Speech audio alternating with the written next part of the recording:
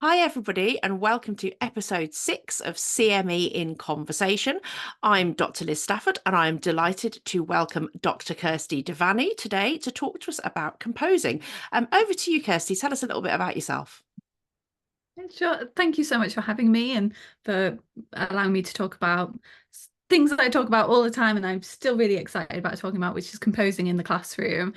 So I did my doctorate about composing in secondary school classrooms, and I'm a working composer and music educator. So I do a lot around in school and out of school projects, working with young people to kind of really boost their confidence in composing. As we know, it's often an area of the curriculum they often feel kind of unsure about, or a bit nervous about, and to kind of really encourage them to be creative and think creatively. So the main sort of project that I've been running for 10 years now, which I don't know where the time's gone, is the Young Composers Project at Royal Birmingham Conservatoire, where we work with 14 to 18-year-olds over a period of time to help them develop their sort of musical voice and allow them that sort of freedom to explore new ways of working in a sort of safe environment and build up that community and that social aspect of music making, which sometimes composers, it can be a bit lonely as a bit of a composer, so we kind of create that community with them. And currently I'm a lecturer at the Royal Birmingham Conservatoire as well. Wow, busy lady. I've obviously I know quite a lot of the stuff that you do already, but the I know the Young Composer Project is something that is, a real benefit to those people who participate in it. And as you say, often composing is a bit of a lonely activity. I guess, composers, organists, pianists all fall in that same kind of camp of not really spending very much time with other musicians sometimes. So it must be really nice for those young people to be involved in that kind of project. Definitely. And I mean, if you're a singer or play an orchestral or band instrument, you're always working with other people and creating music and together. And I remember as a young person, those the friendships that are made. So we kind of wanted to create that with the Young Composers Project, as well as provide sort of different role models for music creators in lots of different styles as well. As that it can be difficult to, I don't know, I didn't really know that composers were living real people when I was at school and working. So so it kind of provides that aspect to it as well. Yeah, fantastic. Yeah, that reminds me actually of I used to run a choir in Birmingham, in a girls' school in Birmingham, Catholic girls' school, and we were invited to Symphony Hall to participate in Carl Jenkins' Requiem. And the girls all knew what a requiem was because they were all Catholic. And when we got there, they were absolutely horrified when Carl Jenkins turned up to conduct it because they thought he was dead and we were singing at his requiem. So I think, yeah, yeah, still alive and with us, and very, still very prolifically working in music. But yeah, I think there is that sometimes that perception that composers are like these old dead white guys from Germany, basically. So it's nice to see a real live one here on my screen today. So obviously I wanted to chat to you for the benefit of our CME learners and also anyone else who's listening, on your thoughts in composing in education, which obviously is a big research area for you. And I just wanted to kick off really by asking why, how important do you think it is to learn to compose in terms of developing kind of all-round musical skills in general for children and young people?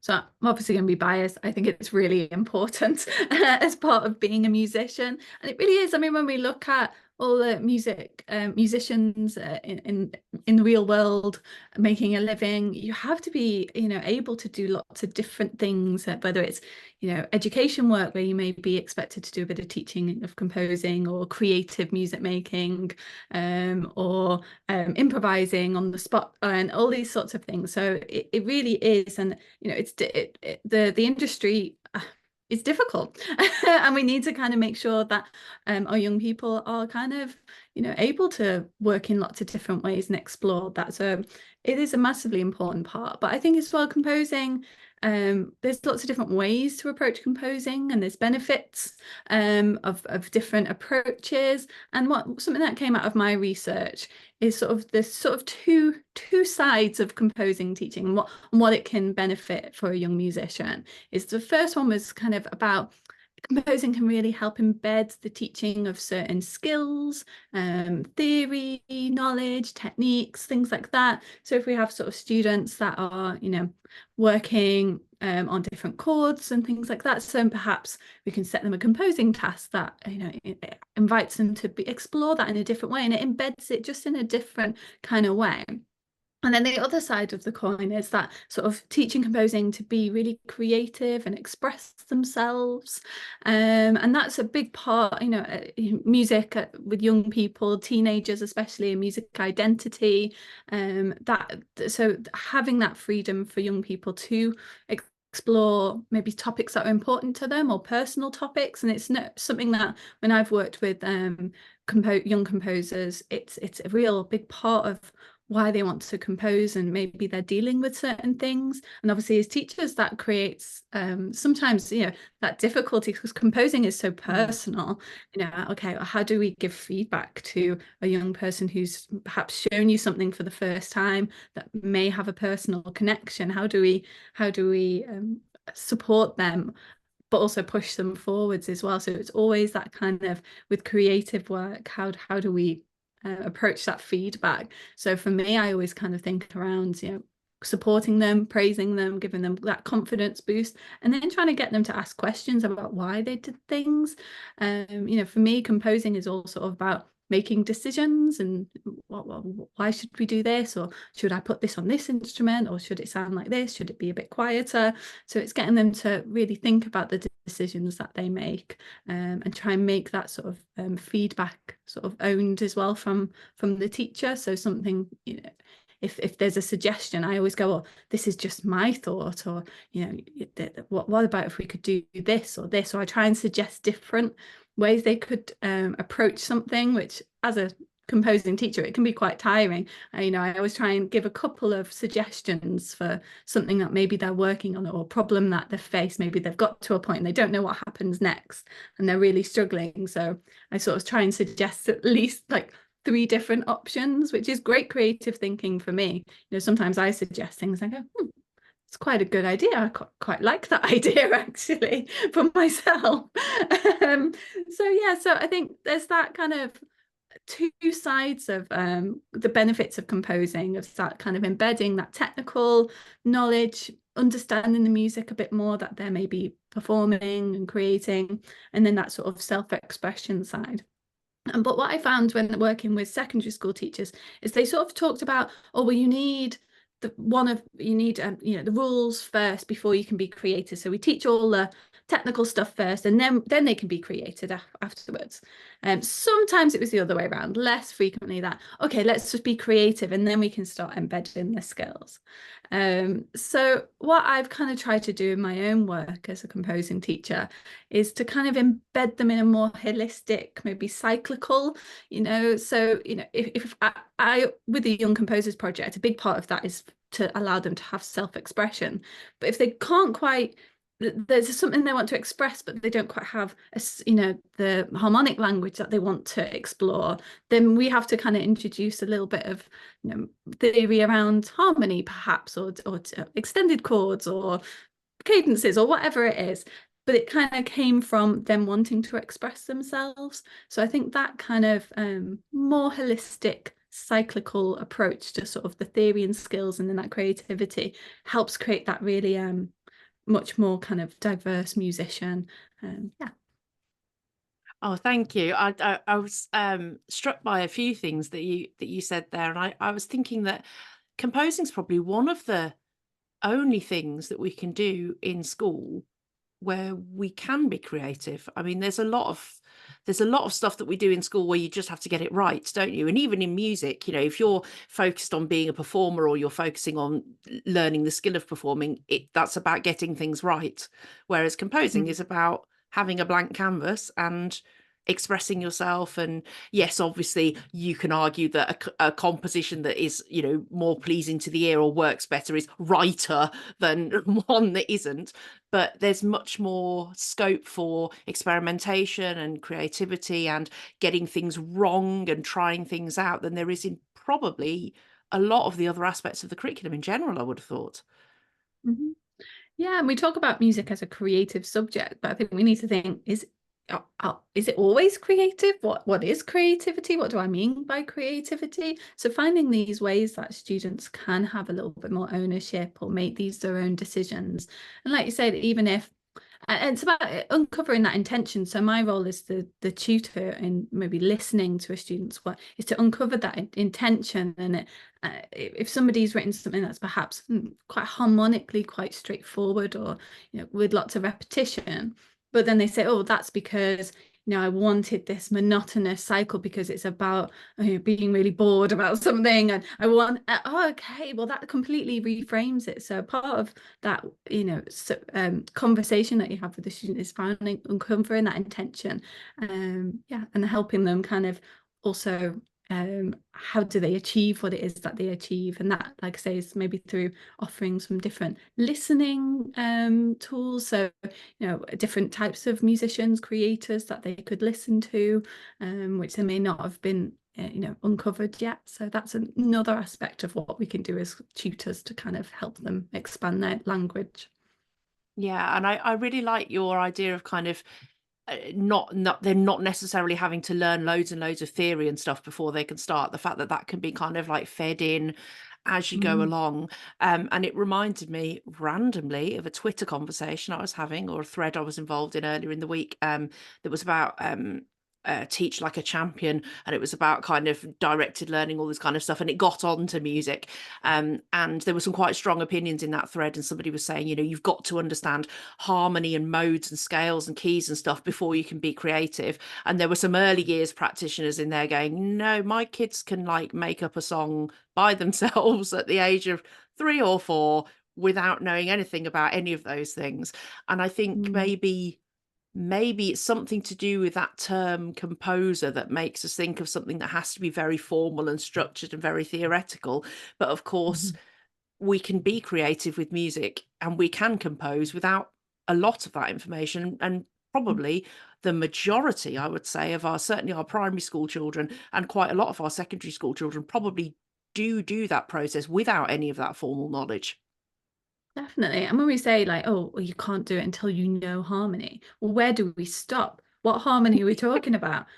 You can just, it doesn't actually make any sense. And I can compose once I know harmony. That doesn't make sense. I often get students even at conservatoire standing go, oh well, I need to learn structure. Like, how do I do structure? And it's such a weird question, actually. There's formal structures, but if we're thinking more widely, and it's that interesting concept. But I think with composing, there is obviously that sort of stigma that it has to be this certain way, or theoretically very loaded. But actually, as a composer, I really encourage my students to just use their ears and intuition, and that sort of evolving. So even for me as a composer, I don't necessarily I might have sort of a plan, a sound that I kind of want to create. I'm not a great pianist, but I might sit at the piano and get some of my notes, and then I might backwards look at what I've done. Oh, that's interesting. I've done this scale, or I've done this chord, or that's really interesting. So I might backwards analyze it, but for me personally, I don't start at that point. And it's helpful to be able to backwards analyze it, because then I can manipulate that or push that further. Okay, well, I've used this chord. Well, so could I do this? So both are really needed as a creative person and practitioner and composer. But it's not. I think it's a bit of a myth that we need it at the beginning before we can be creative. Yeah, I absolutely agree. So thinking about the beginning, thinking about sort of primary school, we've got quite a few CME learners who are primary practitioners. And often composing is the thing that they're most worried about, which I always find quite funny, because I think, well, composing is the one thing you can't get wrong, so be worried about all the other stuff. But like, composing is just making stuff up, so why? But it does, it frightens people and it makes them worried. So for those sort of people, what would your advice be for kind of practical strategies for approaching composing in the classroom with, you know, younger children? Yeah, so firstly, I'd maybe get them to think about what a composer is for them. That those, you know, we touched upon it a bit before about composers, are they just dead white men, Germany, wearing wigs, or is that, or do we mean a bit more, much more broader sense of the word? And who are some potential role models, music creators, songwriters, producers that they could kind of use as inspiration and role models for the young people? But also not just like who are composers, but how do they work? And again, there's a lot of myths around composers, and Pam Bernard calls it myths. One of the things is that, you know, that we just think, we go to bed at night and we wake up with whole symphonies in our heads, or things like that. It's not like that at all. It's really practical. It's so, I think you said before, it's really trial and error. Oh, well, does this work? Is that, oh, that's not quite working. I was with a school group yesterday in Bradford, and we were talking about that time where you might be composing something, creating something, maybe on the computer or record it on your phone. You go to bed, you wake up the next morning and you listen to it and you go, oh, it doesn't sound quite as good now. Why does that always happen?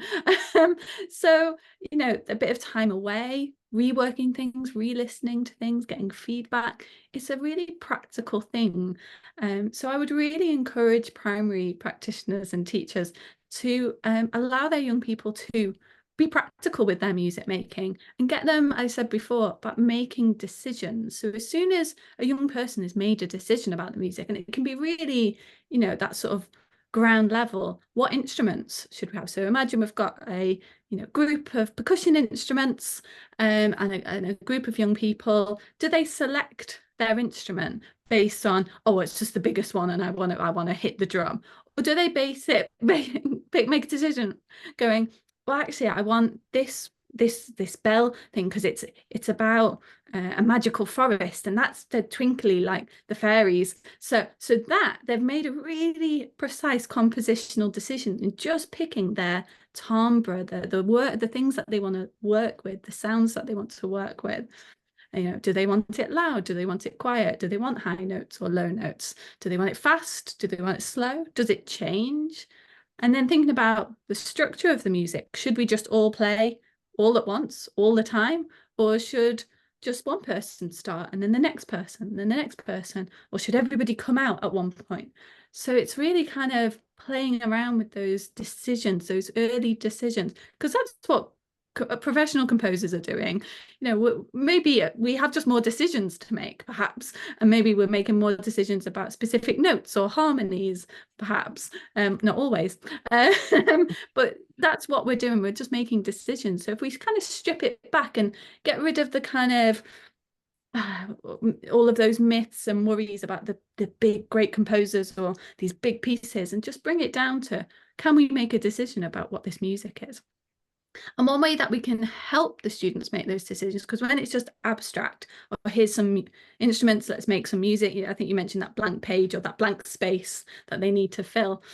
It's scary. It's still scary for professional composers when, you know, we have a new project. So we start to limit our decisions. So for young people, it might be giving them an external inspiration. So do we give them a story? Do we give them a character or an animal or a photograph or a picture? Is it based on something that they're exploring in other areas of the curriculum? So then they can start making decisions based on that. Well, if I'm composing something for, you know, like an elephant, well, does the bells work for that? Maybe not. Maybe we do need the big drum for the elephant to represent. And should it be fast or should it be slow? Oh, well, it might. So we can start helping them make those kind of conscious decisions about what it is that they're creating. So yeah, I like that. I like the idea that it's just all about it's basically a string of decisions, isn't it? It's just making decisions and coming up with, you know, a whole kind of a holistic piece of music that's come out of all those little tiny decisions that you're making along the way. And sometimes things just happen. Maybe it's just getting them to create stuff and go, oh, that was cool. I like that. Let's do that again. So yeah, so sometimes I sometimes, depending on the group, I sometimes say, right, before we go to the instruments, talk about it. Let's plan it a little bit, then go to the instruments. But in other projects, I will say, right, let's just make some sounds and see what happens. And then we'll go from there and we'll refine it from there. So also it can just be that kind of intuitive making sounds. Yeah. So it doesn't have to start like that, but yeah. Yeah, I think I guess it's a creative process. So you've got multiple starting points, haven't you? Because it is that kind of nice, open-ended sort of thing. It's not like, you know, here is a song that you have to learn. You have to get all these notes right in the right order at the right time. So you have got that flexibility, I guess, of teaching approach as well, which kind of reflects that. Speaking of kind of songs and performance and stuff, one of the other big groups we have in the CME is instrumental teachers. So they're obviously in a more kind of traditionally performance focused context. And I wondered what your thoughts were on kind of how and why they might want to incorporate composing activities into instrumental lessons. Mhm. Definitely. So it can really help to enhance and support the things that you're learning about and teaching. So I think I mentioned earlier, so if a student is, you know, perhaps getting really bored of just scales as they are, maybe we can encourage them to play their scales just to a backing track. Perhaps they've made the backing track. So we've got, you know, GarageBand and BandLab. I think it's free. Or there's a lot of schools that use it. So could we encourage them to create a backing track just to go with their playing with their scales? Then that could move into improvisation with their scales, and then it could lead to, okay, well, let's now create a little composition based on that, so that we fix some of the elements or all of the elements to that. So you could kind of progress it through, and you might find that it helps with their motivation. They're a bit more interested to perhaps go and improvise. And I've heard from a lot of professional composers that when we ask, well, how did you get into composing? And they say, oh, well, I got bored practicing my piano lessons because the repertoire was really boring. I couldn't be bothered with scales. So I just made up my own stuff. And I've heard that so many times from composers. So, you know, your students might be doing this already, but might not think that they can share that with you. So perhaps, yeah, see if they are creating that and creating that space where they can bring in something that they've just been improvising or working to. And another aspect as well, like you could maybe do is, if you're working on particular things like different articulations or dynamics, you could give them a little task to say, right, compose something that specifically works on different dynamics. And maybe they could even compose for you as the teacher. That's such a huge thing as a composer, when you hear your music performed by, you know, a professional musician or even just somebody that's better than you, and it comes to life. The things like MuseScore are completely free. So if you are working in Western classical notation, and with their, maybe they're struggling reading notation, so get them to compose something so they're, you know, working in a different way to learn their notation. Maybe that's less frustrating because they just can't get this sound, that they can't do it. So, you know, breaking it down and then letting them hear you play something could be really inspiring. And the last thing I wanted to say about it as well, just as an idea, how I got into composing is actually because I was a player. I had music lessons through the music service for free, and I was in the local bands and the school bands and things like that. I started to actually arrange for the bands, so the wind band, the little school orchestra we had. I started to arrange it because the arrangements didn't suit our group, because it was a really strange combination of instruments. You know, we had like two violinists who were only happy to do open strings, but yet the violin parts were like ridiculously hard. Whereas we had other players, we had a really good French horn player who was really bored with his part. So I started to rearrange the music to make it so it was really personal. So, oh, okay, well, I'm going to give that person a bit of a more interesting line. I'm going to give the, you know, these players, the string players, a little bit simpler music, so they're not in the foreground for the whole piece, and finding that a really stressful experience. And then that moved into composing. And I remember just showing my teacher, and he said, right, let's play it. Let's play it in the group. let's see what happens. And I went, oh my gosh, you know, and it was quite scary, but I learned so much from it. So I would encourage you, if you're leading any ensembles, to see if there are any students that want to arrange or compose little things for them. You know, you learn things like, how do you communicate your ideas effectively? How do you like do parts? What are parts? How all these little things that were so important. As it's kind of the hidden thing of being a composer, is that sort of stuff, the admin work of it and getting it together, but we can help them with it. Or perhaps they're composing a graphic score, so maybe you could do like a little mini creative project. So I think finding these little ways that we could encourage those creative moments into instrumental teaching or ensemble leading could be a really nice way forward. Yeah, I completely agree with you. And obviously this goes right back round to what you were saying at the start about, you know, how important it is to develop those kind of skills for your kind of holistic musical development. And I guess the counter argument from some teachers will be, but we've, you know, particularly with the high flying students, we've got to get through the grades. They want to go to conservatoire, you know, we only have 20 minutes, we only have half an hour. We haven't got time for that stuff.